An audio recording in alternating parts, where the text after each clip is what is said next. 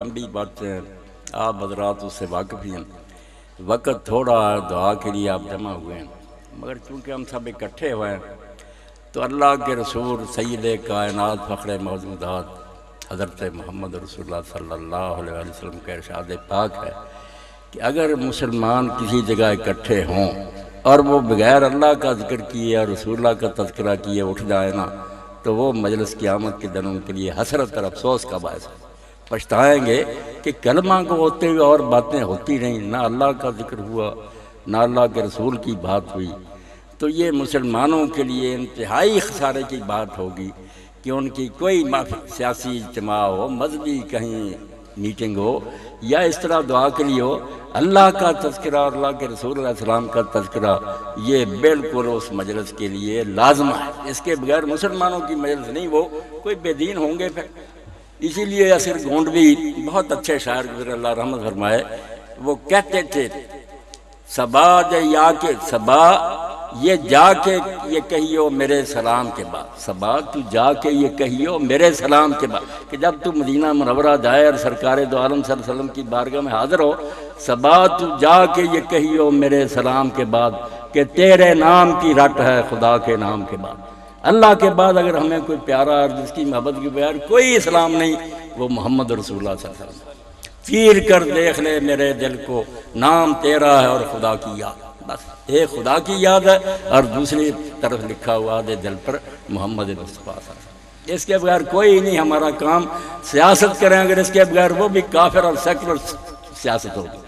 کاروبار اگر کریں اور یہ بھول جائیں کہ اللہ کے رسول نے کیا ہدایتیں دی ہیں، تو یہ کاروبار مسلمانوں کا نہیں ہے، ہندوؤں اور کافروں کا ہو سکتا ہے، اس میں برکت نہیں ہو سکتی۔ اس لیے اللہ کے رسول علیہ السلام کا تذکرہ، اللہ کا تذکرہ، اس کے بغیر کوئی بات نہیں۔ اور اللہ کے رسول علیہ السلام نے فرمایا ذاق طعم الایمان، ایمان کا مزہ صرف وہ بندہ چکھتا ہے، کلمہ پڑھنے سے کیا ہوتا ہے؟ فرمایا ایمان کا مزہ تب آئے گا جس کے نزدیک من کان اللہ و رسولہ احب الیہ مما سواہ، کہ اللہ اور رسول کے مقابلہ میں کوئی محبوب نہ رہتا۔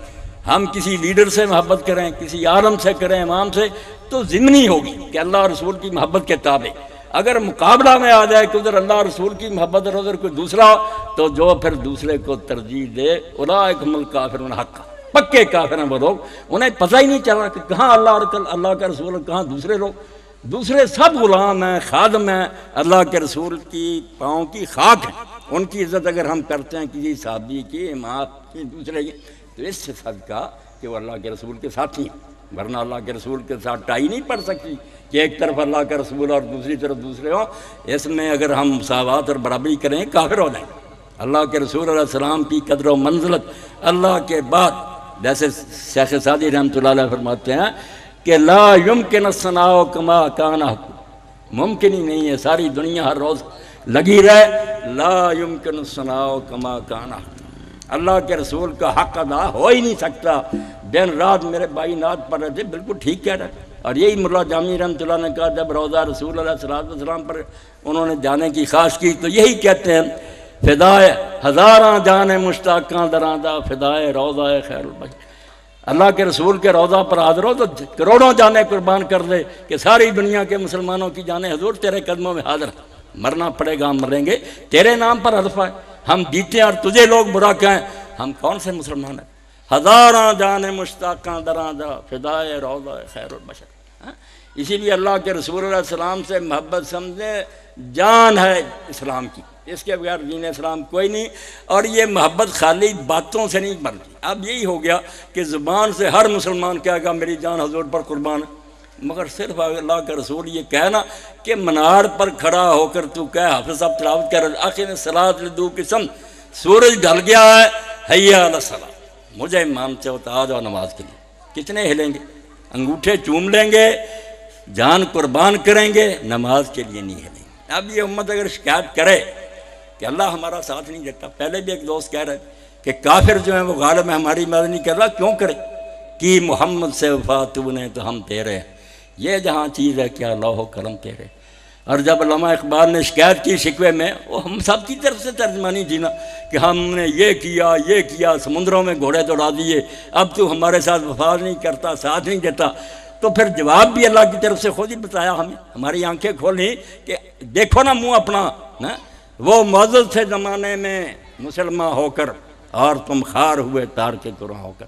جن کا نام لیتے ہو بڑوں کا، ان کا ساتھ اس لیے میں دیتا تھا کہ وہ مسلمان تھے۔ تم نے جب قرآن چھوڑ دیا، میں تمہارے ساتھ پارٹی کیوں بنوں؟ کافر نہیں میری مخلوق؟ پھر جو جیتے جیتے میں تب ساتھ دوں گا، فضائے بدر پیدا کر فرشتے تیری نصرت کو، اتر سکتے ہیں گردنوں سے کتار اندر کتار۔ اب بھی وہ میرے لشکر الرٹ ہیں، وردیاں پہنی ہوئی ہیں، بیج لگائے ہوئے، مگر تم وہ بدر والے بنو نا کہ میں کسر پوری کر دوں۔ تم تیسرا حصہ ہوگے نا، 313,000 ہوں گے، میں لے آؤں گا اپنے فرشتے، مگر جب تم میرے نہیں رہے میں تمہارا ساتھ چھوڑ۔ تم نے میرے رسول سے منہ پھیر لیا، اب تم میرے کچھ نہیں، تم ذلیل اور رسوا ہو، دنیا تمہیں جوتیاں مارے، کچھ نہیں بنے۔ اللہ کے رسول علیہ السلام کا اصل کمال جس کی علامہ اقبال نے نشاندہی کی، واقعی بچے نے ٹھیک کیا، بڑے بڑے مسلح ہوئے ہیں، رشی ہوئے ہیں، بزرگ ہوئے ہیں، چلے گئے جنگلوں میں غاروں میں بیٹھ گئے، بڑی تپسیا کی، بڑی ایسے کام کیے ہیں کہ آدمی واقعی حیران ہوتا کہ اتنی مشقت برداشت کی، مگر وہ نمونہ نہیں ہے۔ نمونہ دنیا میں صرف ایک ہے، اور وہ رسول اللہ صلی اللہ علیہ وسلم کی حیات طیبہ۔ آپ نے اس دنیا میں رہ کر چھوڑی نہیں دنیا، لوگ دنیا چھڑاتے تھے کہ تم زنا سے بچنا چاہتے ہو خسی ہو جاؤ، یہ علاج تو کوئی نہیں تھا۔ رسول اللہ نے کہا مرد بنو، طاقتور مرد بنو، مگر موقع زنا کا ہے تو اسے سوچو کہ اللہ روکتا۔ یوسف علیہ السلام کی طرح بنو۔ وہ دنیا چھوڑ گئے، مال کمانا چھوڑ دیا، لوگوں سے بھیک مانگ کر کھاتے رہے، جو تارک دنیا بنے تھے، ہم درویش ہیں، لوگ ٹکڑے دیتے تھے، فتور نظرانے وہ ہڑپ کر جاتے تھے، شرم نہیں کرتے تھے کہ اگر اتنا برا مال تو ان کے ہاتھ سے لے کر کوئی کھاتے۔ سوال اور مانگنے کو پیشہ بنا لیا، کمانے کو چھوڑ دیا۔ اللہ کے رسول نے یہ نہیں ہمیں بتایا۔ رسول کریم علیہ السلام تشریف فرما تھے، کروڑوں جانیں حضور پر قربان ہے، ایک ہٹا کٹا طاقتور مسلمان جا رہا تھا تیزی سے۔ صحابہ کرام رضوان اللہ علیہ مجمعین نے کہا کاش اللہ کے رسول اس کی یہ طاقت اور ہمت جو تھی اللہ کے راستے میں جہاد میں صرف ہوتی۔ وہ ان کے ذہن میں سے یہ تھا کہ کافروں سے لڑنا جہاد۔ آپ نے فرمایا سن لو، اگر یہ صبح نکلا اور تیز بھاگ رہا ہے کہ حلال رزق کما کر اپنے چھوٹے بچوں کے منہ میں دے، اگر یہ تیز تیز جا رہا ہے کہ اپنے بوڑھے 2 ماں باپ جو ہیں ان کی خدمت کرے، اگر یہ اس لیے تیز جا رہا ہے کہ میں کماؤں گا تاکہ لوگوں کے سامنے ہاتھ نہ پھیلانا پڑے، تو اس کا ہر قدم جہاد ہی سبیل اللہ میں لکھا جا رہا ہے۔ تم سمجھتے ہو کہ جو کافروں سے لڑتے وہی مجاہد ہیں؟ اللہ کے رسول نے آج کلیدے دیں درے دنیا کشا، اصل کام جو کیا نا، جس پر میں قربان ہوں، دنیا چھڑائی نہیں۔ یہ تو بہت ہار جانے والی بات ہے، شکست کہ بھاگ جاؤ میدان سے، یہاں رہو، بیوی بچوں میں رہو، دکانوں پر بیٹھو، عدالتوں میں فیصلے کرو، اسمبلیوں میں بیٹھو، مگر اللہ یاد رہے، کہیں تم خدا سے غافل نہ ہو۔ جو کچھ کرو یہ سامنے رکھ کر کرو کہ یہ سب نوٹ ہو رہا ہے، محفوظ ہو رہا ہے، اور دن قیامت کے میرے سامنے سارا کچا چٹا آ جائے گا، ذرہ ذرہ کا حساب۔ یہ نہ بھولو، توڑتے ہوئے نہ بھولو، دکاندار جو ہے سودا کرتے نہ بھولو کہ اللہ دیکھ رہا۔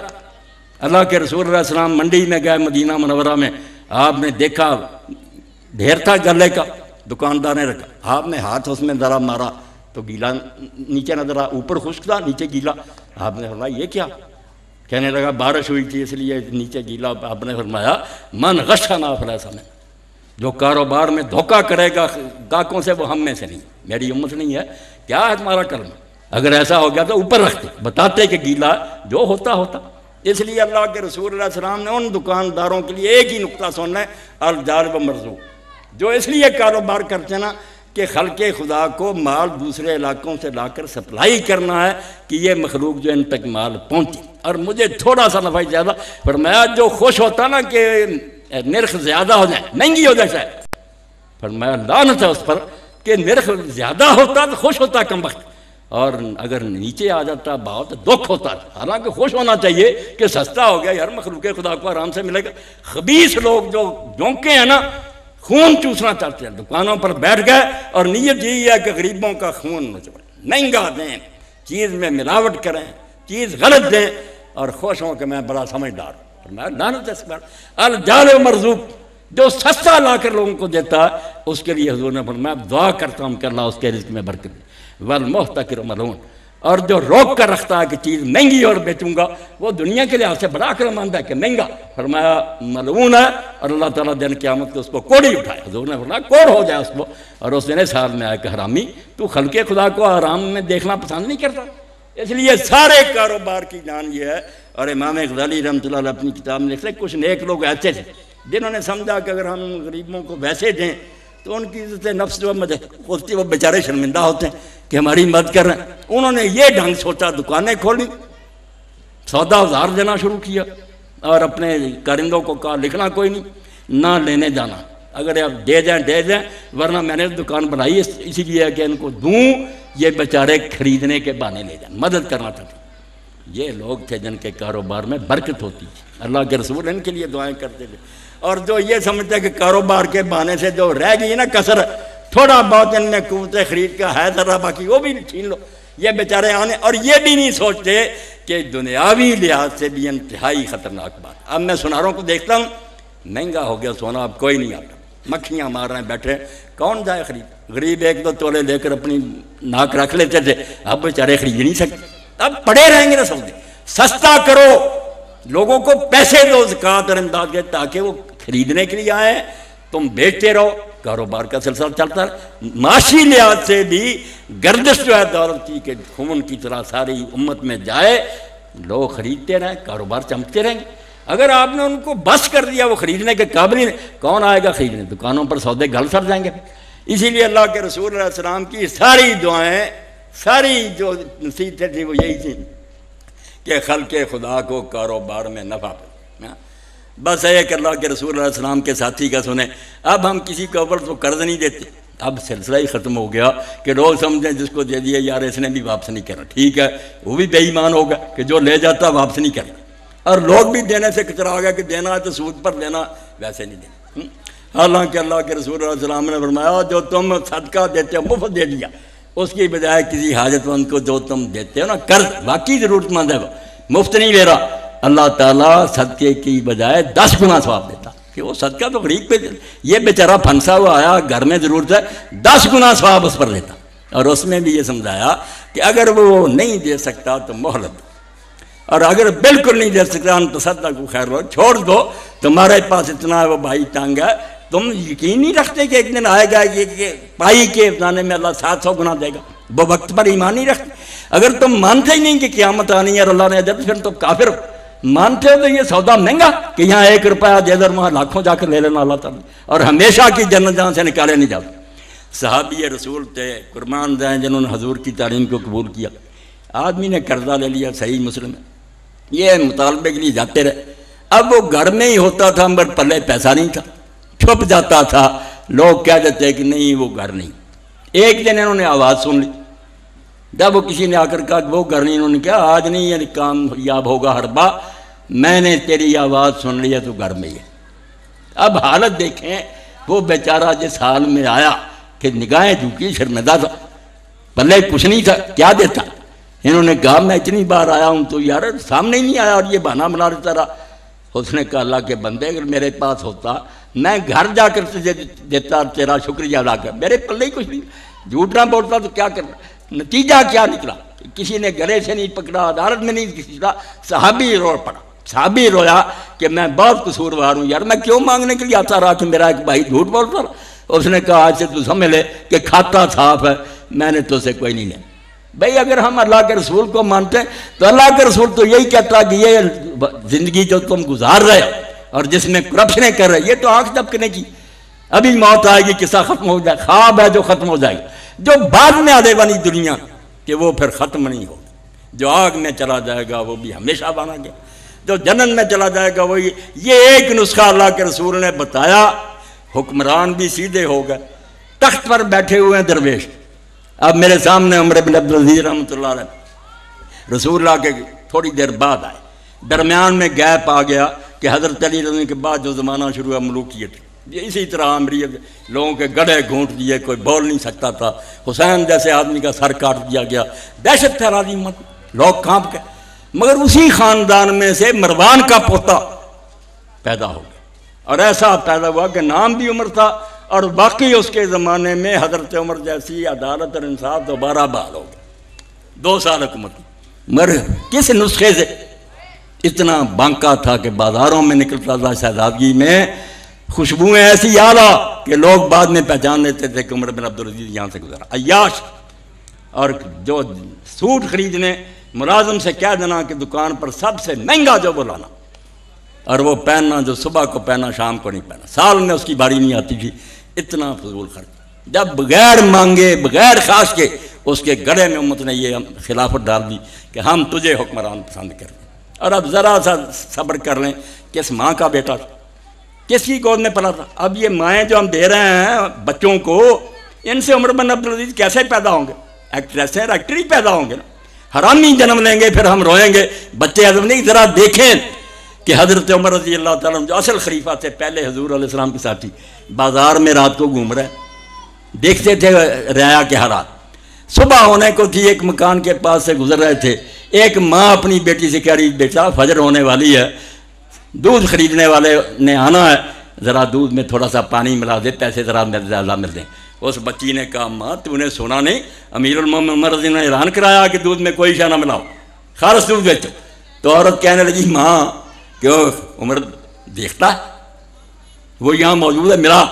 اس نے کہا، عمر نہیں دیکھتا، عمر کا خدا دیکھتا ہے۔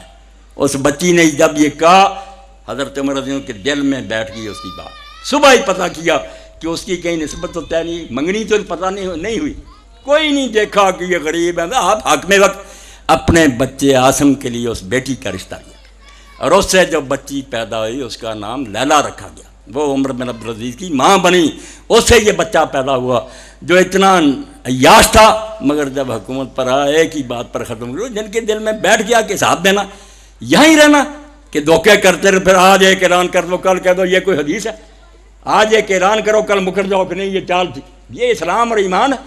اللہ کے رسول کے ساتھیوں کی بات سنیں کہ عمر بن عبدالعزیز رحمۃ اللہ علیہ اپنی بچیوں کے پاس گئے، مغرب کی نماز پڑھنے کے بعد گھروں میں گئے، ہر بچی نے اپنے منہ پر کپڑا لے کر اور دوسری طرف منہ کر بات کا جواب دیا۔ حضرت عمر بن عبدالعزیز نے پوچھا، بیٹا میرے منہ سے بو آ رہی ہے، یہ کیا وجہ ہے کہ تم منہ پر کپڑا لیتی ہو، دوسری طرف منہ کر لیتی ہو، کیا سبب؟ اب خلیفہ جو سندھ سے لے کر اسپین تک کا حکمران تھا، اس کی بچیوں نے کہا، ابا جی آپ جو گزارا ہمیں دیتے ہیں اس میں سوائے پیاز کے ہم روٹی نہیں کھا سکتے، پیاز کی وجہ سے ہمارے منہ میں بو آ رہی ہے، اس لیے ہم آپ کے ساتھ کیسے بات کریں۔ عمر بن عبدالعزیز کی آنکھوں میں آنسو آ گئے، خزانے ان کے قبضہ میں، مگر سمجھتے تھے یتیم کا مال ہے، میں ایک پائی نہیں لے سکتا حکم کے بغیر، کس طرح عیاشی کروں؟ آپ نے فرمایا، بیٹا میں دیکھتا ہوں کہ تم ایک حکمران کی بچیاں اور ہماری تمہارا حال یہ، مگر یہ میری سفید داڑھی قیامت کے دن اللہ کے رسول کے سامنے رسوا نہ کرو، میں وہاں شرمندہ نہیں ہونا چاہتا، کوئی بات نہیں تم پیاز سے روٹی کھا لو، وہاں تو تمہارا باپ سرخرو ہوگا۔ عید کا موقع آیا تو گھر میں آئے، بچے ضد کر رہے تھے کہ لوگوں کے بچوں نے اچھے کپڑے پہنے ہیں، ہم میرے پھٹے ہوئے۔ بیوی نے کہا، وہ بھی ایک خلیفے کی بیٹی تھی عبد الملک کی، دو بھائی ولید اور سلیمان حکم کر گئے، اب خامد حاکم تھا۔ اس نے کہا، امیر میں بچے ضد کر رہے ہیں، آپ ان کے لیے عید کے موقع پر کوئی کپڑے تیار کریں۔ تو عمر بن عبدالعزیز نے کہا، فاطمہ اگر کچھ بچایا تو ان کے لیے بنا دے۔ اس نے کہا، کیا بناؤں؟ آپ روزینہ ہی اتنا لیتے ہیں کہ اسے روٹی نہیں پکتی، ان کے کپڑے کیا بناؤں؟ آپ نے بنایا، اچھا ایک تجویز سوجی ہے، لکھ دیا پروانہ، کیشیئر کے نام خازن جو بیت المال کا انچارج تھا اس کو لکھا کہ 1 مہینے کی تنخواہ پیش کی مجھ کو دے۔ اسلامی حکومت کو حکومت ہے کانٹوں میں لیٹنے کا معاملہ، کچھ نہیں فائدہ، رعایا اچھے حال میں، خلیفہ تنگ۔ اس نے جواب میں لکھا اوپر یہ آبجیکشن لگا دیا کہ امیر المومنین مجھے کوئی اعتراض نہیں، میں 1 مہینے کی تنخواہ دے دیتا ہوں پیش کی، مجھے گارنٹی دیں کہ آپ 1 مہینہ زندہ رہیں گے، حکومت کا کام کریں گے۔ حاکم بھی نیک ہو چکے متحد۔ جب وہ جواب آیا تھا آپ رو پڑے اور فرمایا، میرا مرشد صاحب مجھ سے غلطی ہونے لگی تھی، اس نے بچا لیا کہ 1 مہینہ زندگی کا کیا اعتبار۔ ان سے کہا، بیٹا یہی دو کر گزارا کر لو۔ اس لیے بچہ کہہ رہا تھا کہ اللہ کے رسول کی باتیں کرے، اللہ کا رسول جو دے گیا نا وہ ہمارے لیے اب ایسی بات ہے کہ ہم اس کو سوچ بھی نہیں سکتے۔ وہ راستہ ہی اور تھا جو ہم نے چھوڑ دیا۔ جو ہماری دکانوں پر جائیں، عدالتوں میں جائیں، منڈیوں میں، اسکولوں اور کالجوں میں، ہمارے میڈیا کو دیکھیں، کہاں اسلام نظر آ رہا؟ کافروں سے بدتر ہمارا ہر معاملہ، اور ہم یہ توقع رکھتے ہیں کہ اللہ اور اس کے فرشتے ہماری مدد کے لیے آئیں، یہ کام کبھی نہیں ہوگا۔ اللہ کہتا نہ تقدیر ہے نہ ظلم ہے، تمہارے اپنے کرتوت ہیں تو تم بھگت رہے ہو۔ اس لیے اگر بچے یہ شروع کر رہے ہیں، میری ان سے بھی یہی درخواست ہے، جو بھائی سن رہے ہیں ان کی سارے کوئی کاروبار نہیں کرتے، جو بھی کوئی کاروبار کرتا ہے، کوئی زراعت کرتا ہے، کوئی دکان کرتا ہے، کوئی حکیم ہے، کوئی ملازمت، اللہ کے رسول سے جب پوچھا گیا کہ سب سے بہتر رزق کس کا، فرمایا جو آدمی اپنے ہاتھ سے کماتا ہے۔ اس لیے جہاں کوئی کھڑا نہ مشین پر کھڑا، کوئی ہل چلا رہا ہے، کوئی دکان، یہ روزی حضور نے فرمایا بہترین روزی ہے، بشرطے کہ اس میں تم جھوٹ کی اور بے ایمانی کی ملاوٹ نہ کرتا۔ التاجر الصدوق الامین من نبینا و صدیقین۔ نماز روزے پر یہ ثواب نہیں آیا میرے بھائیوں، جن دکانداروں کے لیے آیا کہ جو بیچنے والا سچا ہوگا اور امانت دار ہوگا وہ قیامت کے دن نبیوں اور صدیقوں کے ساتھ ہوگا۔ اب ان سے بڑا مرتبہ کیا، شہید بھی نیچے ہیں، صالحین بھی نیچے ہیں، اوپر نبی اور صاحب صدیق ہیں، فرمایا ان کے ساتھ ہوگا کہ اتنے کاروبار میں پھنس کر بھی خدا کو نہیں بھولا، کسی سے جھوٹ نہیں بولا، کوئی فریب نہیں کیا، ایمانداری سے چیز دی، اور زیادہ کی بجائے تھوڑے کی طرف آئیں۔ اور اگر کوئی غریب ایسا آ جائے آپ سمجھیں کہ یہ بیچارہ تو پتہ نہیں یہ پیسے بھی کہاں سے لے آیا، تو اگر آپ کو اللہ نے توفیق دی ہو تو اس کو مفت ہی دے دیں، اس میں خسارہ نہیں ہوگا، انشاءاللہ یہاں بھی برکتیں ملیں گی آپ کو، اور اگلی دنیا میں تو پھر سرخ روئی ہے۔ اللہ کے رسول کو ہم سامنے رکھ کر چلیں نا، اس وقت آگے حضور ہوں، ہر کوئی کام کر رہے ہیں، یہ پوچھیں کہ یا میں خود پڑھوں یا عالم سے پوچھوں کہ حضور نے نکاح کیا، بچیوں کا کیسے کیا تھا، کاروبار کیسے کیا تھا، یہی نور کی بارش ہو جائے، اللہ کی رحمتیں ہو جائے۔ جب آپ کو ہم نے چھوڑ دیا، اللہ کا کسی سے کوئی رشتہ نہیں، اللہ کا ہم سے رشتہ صرف محمد مصطفیٰ صلی اللہ علیہ وسلم کی وساطت سے، ان کو مانیں گے۔ میں نے پہلے بھی اقبال کا شعر پڑھا کہ محمد سے وفا تو نے تو ہم تیرے ہیں، یہ جہاں چیز ہے کیا لوح کرم تیرے ہے۔ اور یہ سارے جو کر رہے ہیں نا، کہیں خاکے چھاپتے ہیں، کہیں ہمیں دہشت کر کے، کیا ہے ان کا فلسفہ؟ ایک ہی علامہ اقبال نے نظم لکھی تھی کہ ابلیس کا پیغام اپنے سیاسی فرزندوں کے نام، آج سے 50 سال پہلے اس وقت بتا دیا تھا کہ ان کی سکیمیں کیا۔ سکیم یہ ہے، یہ فاقہ کش کے موت سے ڈرتا نہیں ذرا، پروگرام انہوں نے بنایا۔ یہ کوئی خبر نہیں ہو گیا کہ ایران میں آ گئے، عراق میں پرانے منصوبے، ارادہ کیا کہ حضور کے نام لیوا ختم ہو جائیں، سوچا کیا بے ایمانوں نے؟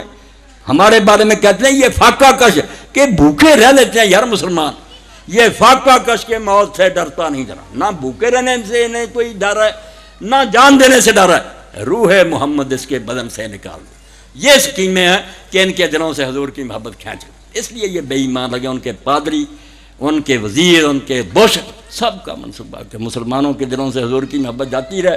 اور جب محبت نبی علیہ السلام کی جاتے رہے گی، نہ دنیا ہماری سنورے گی نہ آخرت سنورے گی، خاسرت دنیا والآخرہ۔ اگر چاہتے ہو کہ کوئی ترقی نصیب ہو، کامیابی نصیب ہو، ایک ہی نسخہ ہے۔ اس محفل میں بیٹھے نوجوان فیصلہ کریں، بوڑھے کریں کہ اتنی عمر گزر گئی ہے، اب جب کان میں آواز آئی، کس کی آواز؟ حیا علی الصلاۃ، حیا، کس کے حکم سے یہ اعلان کر رہا؟ اللہ کے رسول علیہ السلام بلا رہے ہیں۔ ابھی آپ کو کوئی تھانے دار بلائے نا، کوئی چودھری بلائے، کون انکار کرتا؟ آپ بھاگے جاتے ہیں۔